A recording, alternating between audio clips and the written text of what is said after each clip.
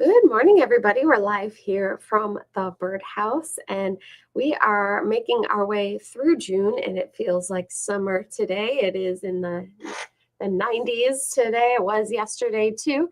So it's definitely feeling like summer. And because of that, there's not only lots of birds out there that are thirsty, starting to see lots of butterflies. And so I thought I'd show off some butterflies you can find in the area right around now. And we'll talk a little bit about birds and the birds being seen around and how you can provide for them right now. As always, we love to see who is on. You can say hi in the comments. If you have any questions, you can throw them in there too. And absolutely let us know what kind of things you're seeing, because we love to know your sightings as well. And you can always send us in your pictures too. And as far as the next live stream, we'll be talking more about butterflies and butterfly gardening now that it is not raining so much and you can actually get in the garden to put some more things out. We'll talk more about how you can attract some of these butterflies and hummingbirds to your garden. So we'll be focusing on that this Saturday. But some other events we have going on. This Thursday, we have a hike with local author Jack Butler, who has written the Mendon Ponds book. And we've done one hike with him so far, and it was fantastic. It was an awesome, awesome hike. It was a 2-hour hike showing off some of the geological features of Mendon Ponds Park. And this is another hike that he is hosting for us this Thursday morning from 9 to 11, with this Thursday being June 26th. And this is his Mystery of Douglas Road hike. And this hike, the synopsis of it, if you will, is the Mystery of Douglas Road takes hikers on a unique journey to uncover who Douglas Road was named after. It's more of a physically demanding 2-mile, 2-hour walk that goes off trail with an ascent of a branch off the East Esker. All walks will include the history of the park, a view of at least one of the glacially formed features, a visit to a site of a former resident who was farming the area prior to dedication of the park, some detail about the flora and fauna with that area, as well as additional local history. The first one, like I said, was really, really awesome. Really excited about this. So if you're interested, you can join me on Thursday. I will be there as well for this hike. You can meet in the parking lot across from Round Pond on Douglas Road. And this walk will be 2 hours. It does start on time, and we'll hope to see you there. So we've got that going on. We also have our jigsaw puzzle swap, which is going to be this weekend too, all day Saturday, all day Sunday. So that is what we have going on here at the moment. But outdoors, there's lots of things that are flying around. I noticed just this past weekend, lots more insect activity, including butterflies. Everybody loves to talk about butterflies. So I thought I'd show off some different butterflies you can find right about now. And like I said, on Saturday, we'll talk more about butterfly gardening, some of the host plants for these butterflies. So we'll take a deeper dive into how you can attract some of these to your backyard. So right now, look for things like tiger swallowtail. This is a big, large, showy yellow butterfly with black stripes. The females are sexually dimorphic, meaning sometimes the females will look more black in color. So if you see something that looks like a black swallowtail, but you can still in the sunlight see those stripes, the striping, that's a female tiger swallowtail. So both of those are around right now. Also look for the small little blue butterflies, the spring azure, and then there's also one called the eastern tailed blue, which looks very similar to the spring azure, but it has a little tail on its hind wing, and both of those are out right now. Really small little butterflies, only about an inch long or so when their wings are spread open. So they're really, really little, and when they're at rest, when their wings are up against their body, over their body, they're white in color, so they can be hard to see, but then when they open up their wings, they're this beautiful bright blue, and you can find them out right now. Excuse me. Oh my gosh. So also monarch butterflies, be on the lookout for monarchs. I have yet to see one myself, but they should be rolling in soon. They usually start rolling in once the milkweed is in bloom, and the milkweed in my yard is starting to flower. So those flower buds are starting to appear. So it's only a matter of time before we start seeing these large showy monarch butterflies, which are making their migration from down in Mexico back into our area. And all the way they've been laying eggs. Those eggs have been developing into new monarch butterflies, and those monarch butterflies continue the process of migration up north to us. So it can take a little time, but I would assume this week we'll start to hear and see reports of monarch butterflies. But you might also see some other orange butterflies around. Yesterday I saw quite a few meadow fritillaries, bright orange butterfly that floats around the fields. If you've got fields and wildflowers around, look for meadow fritillary or the larger great spangled fritillary. Another small orange butterfly is the pearl crescent. I noticed some of them flying around yesterday too for the first time. Saw some of them here in the area flying. So they do look different than the meadow fritillary. The meadow fritillaries will have more orange on them, and the pearl crescent has a lot more black striping on them. Other black and orange butterflies, things like the red admiral. The red admiral has really erratic flight. So if you see a dark colored butterfly that's kind of crazily flying and flying pretty fast, they do fly really fast, could very well be a red admiral. And you might also see a white admiral. I saw my first one yesterday. It was really exciting. Depending on where you are in the country, if you're further south, you might not have white admirals. You might have what's called a red spotted purple. Where I am, we're kind of in that transition area where we have both, but they are very similar species, and both of them are throughout the East Coast. So the white admiral has these white stripes that go through its wings. Probably the most common butterfly you'll see around, though, is going to be, of course, the cabbage white butterfly.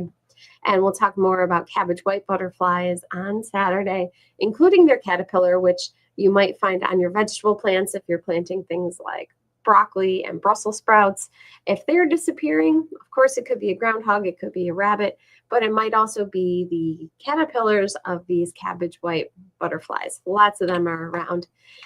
And one way you can attract some more butterflies, if you, especially this week, if you're wanting to provide some water for some of these animals that might be really thirsty and needing some water, you can make what's called a butterfly puddler, because butterflies will do this puddling behavior where they will land on damp sand or mud, usually at the side of ponds and streams and marshes. And what they're doing is siphoning out the nutrients from that mud and sand, and they get all those salts and nutrients that they need. And so it's not uncommon to see this kind of behavior with a big group of butterflies all hanging out in the edge of some kind of a stream bank. And you can create your own butterfly puddler using an old bird bath. You can use a saucer from a planter. Doesn't have to be anything fancy. You can fill it with rocks and some sand, put some big rocks in the center of it, and the butterflies will land in there. And as long as it's kept kind of wet, they can siphon off some of the nutrients from that butterfly puddler. So something fun to try in your backyard. This weekend, I tried to attract some more nocturnal insects by putting out some lights on a white sheet to see what kind of things might come about and what kind of things were out there. I'll show you some pictures from last weekend of some of the giant silk moths I saw. I didn't see any big giant silk moths this weekend, but did get some other insects. And just to show you how much activity there was, it was a nice hot and still night, so the insects were definitely flying around, and the sheet was covered in a whole bunch of different things. So you can see just all the insect activity. They really are attracted to these lights at night, and you can do this just in your backyard. You just hang up a bright white sheet and just shine lights on it. That's all you need to do, and who knows what you might have flying around in your backyard that you just don't see because it's nighttime. So there were a lot of different things on there, and I'll share more of the pictures of things once I get them all organized. There were so many different types of insects that it's hard to catalog them all in such a short amount of time.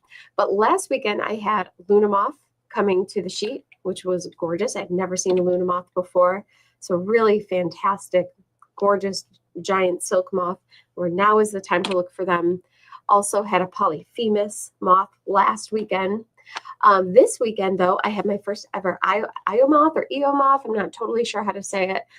It's a little smaller than the polyphemus moth. It's not quite as large and showy, but it was a gorgeous, gorgeous insect. And when they open up their wings, when disturbed, they do have these brightly colored eye spots underneath them. So there were a couple of them actually that came to the sheet at night. So that was a really, really cool thing to see. I'd never seen those before.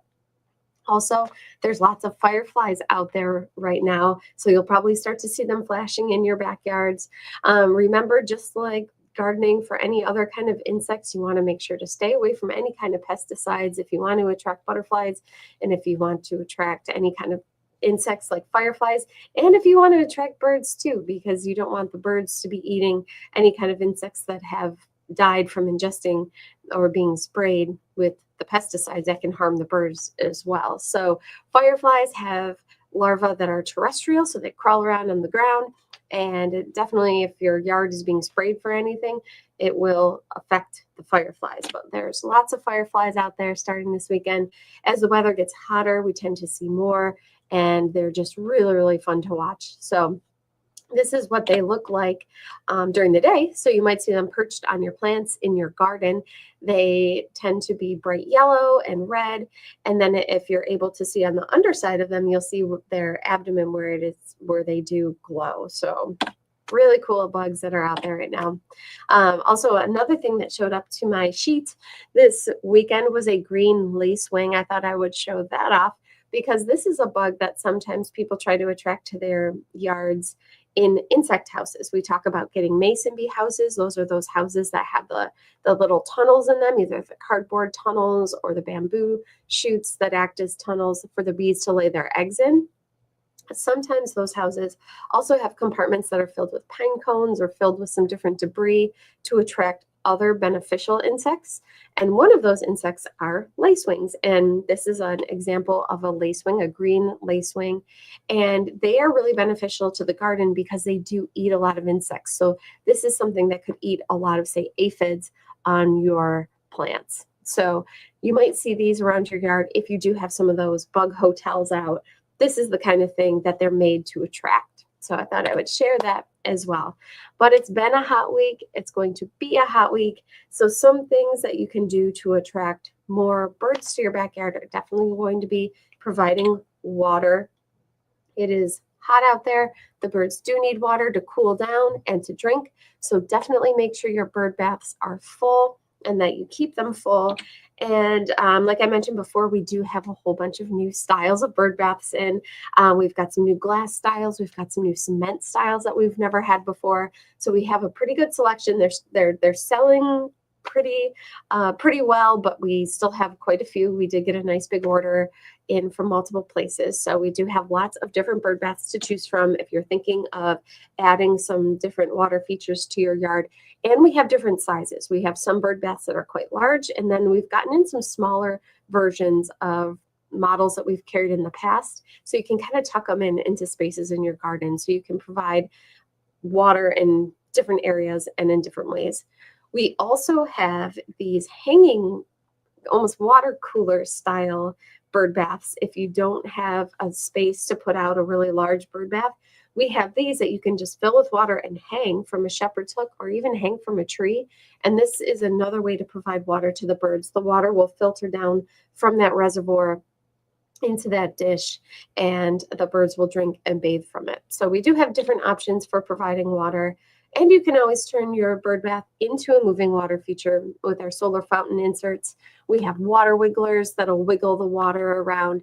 And not only does that attract more birds, the moving water definitely attracts more birds, but also having moving water will make it so insects like mosquitoes can't develop in that water. The mosquitoes will lay their eggs on the still water of bird baths, and they need that surface tension of the water for their larvae to develop. So if that water is agitated in any way, that larva can't get oxygen to develop. So it's a good way to keep mosquitoes from developing in your water features as well. And we do have everything to clean your bird baths as well. We've got the brushes. We have the the bird bath protector, which are all natural enzymes. You can add a little bit to your bird bath, and that will make it so it doesn't collect as much debris, and it won't develop as much algae in there. So it can really help keep the bird bath clean. So we have all that kind of stuff too. And the birds are still nesting out there. We're getting reports of birds still visiting the birdhouses. The bluebirds, the tree swallows, the wrens, they're all definitely still nesting. The uh, the sparrows, of course, are definitely still nesting.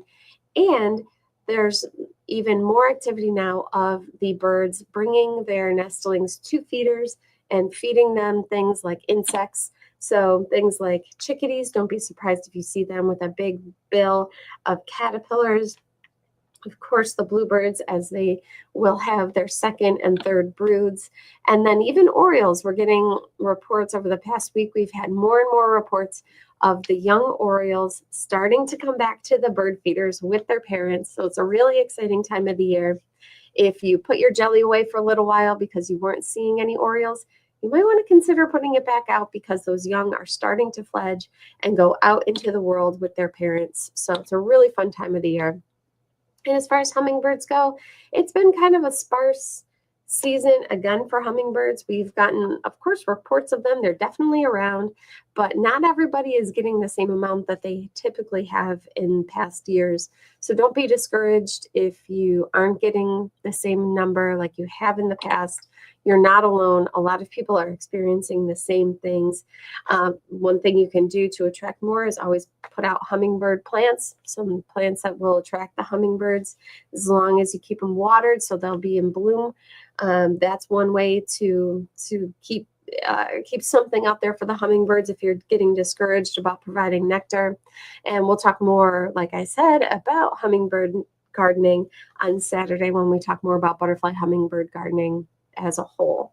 So that is everything I have prepared for you guys. Well, like I mentioned, we'll be back on Saturday with another broadcast. So until then, you can absolutely send in your photos. Let us know what kind of things you're seeing. And we'll be back on Saturday with that broadcast at 10 a.m. And until then, try to stay cool this week and have a great week. Take care. Bye-bye.